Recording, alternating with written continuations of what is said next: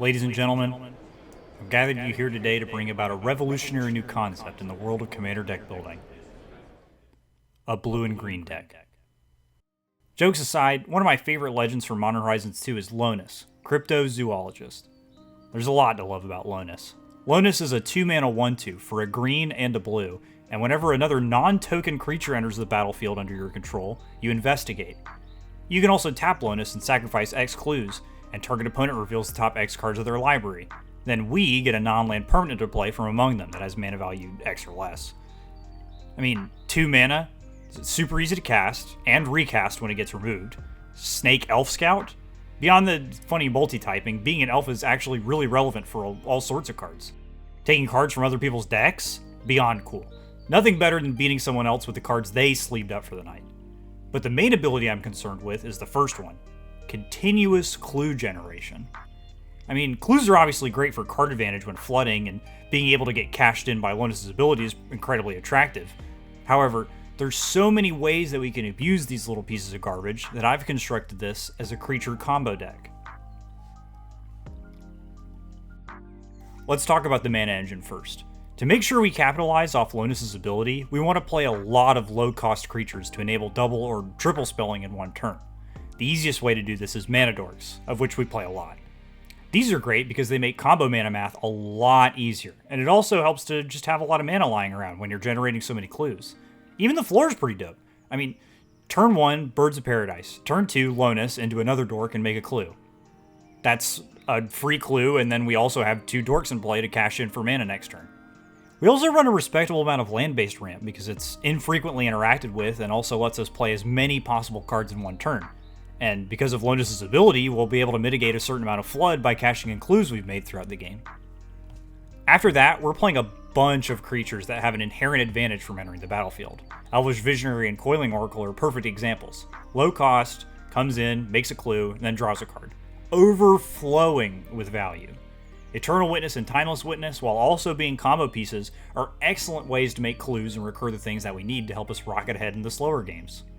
Cards like Thassa, Deep Dwelling, and Conjurer's Closet will also help us rebuy those useful Enters the Battlefield abilities and let us double dip into the clues. We also have ways to do it with a bit of a mana investment, such as Dreamstalker, Grazalike, Illithid Scholar, and Deadeye Navigator. While all of these, except for Graz, happen to be combo pieces, they're also great at recurring value of individual cards that have useful abilities when they come into play. One thing about Lonis that's particularly great is that they create artifact tokens, which are historically super hard to abuse and have very little support across all of Magic's history. Shiver Dragon was a card I've been hunting for a home for quite some time, and I think that this is a deck that uses it marvelously. Every other creature lets you draw a card when it comes into play, and if you have a Panharmonicon in play, it's just every creature. You see, Panharmonicon makes it so that Lonis creates 2 clue tokens when a creature enters the battlefield, and with this ability, you can just tap them immediately and draw a card with Shiver Dragon's ability. Tireless Provisioner and Tireless Tracker are both great at creating more little artifacts for us, as well as generating additional clues for Lonis to use. Another great use for your abundant artifacts is Urza Lord High Artificer. Urza takes our little tokens and turns them into Mock Sapphires, generating insane amounts of mana for later turns or current turns, and also comes with the additional bonus of casting the top card of our deck when we're sitting on a pile of mana. Oh, he also just brings along an enormous artifact creature that could probably just one-shot somebody if they're not paying attention. Speaking of massive numbers of artifacts, Thought Monitor and Nettlecyst are 2 cards I've been loving in this deck.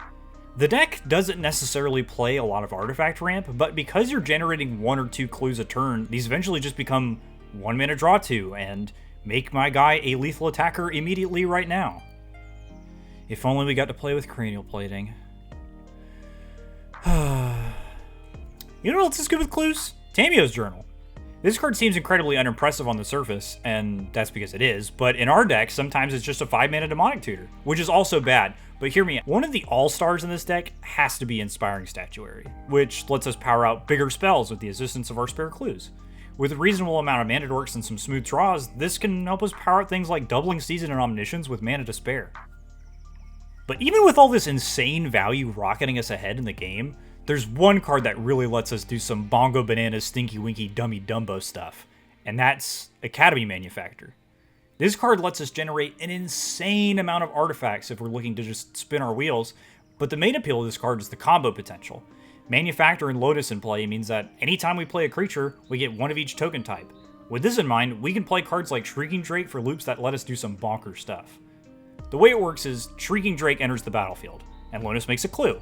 With Manufactor, we also make a treasure and a food. We target Shrieking Drake with its own trigger and put it back in our hand, and then crack the treasure to replay it.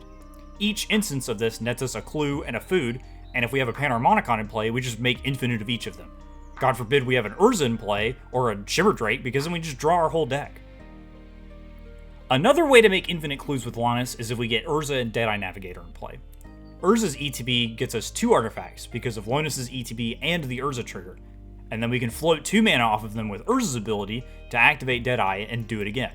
Infinite clues, infinite huge beefy boys. If Academy Manufactor is in the mix, it's just straight up infinite mana, because we're getting to tap the food for mana too.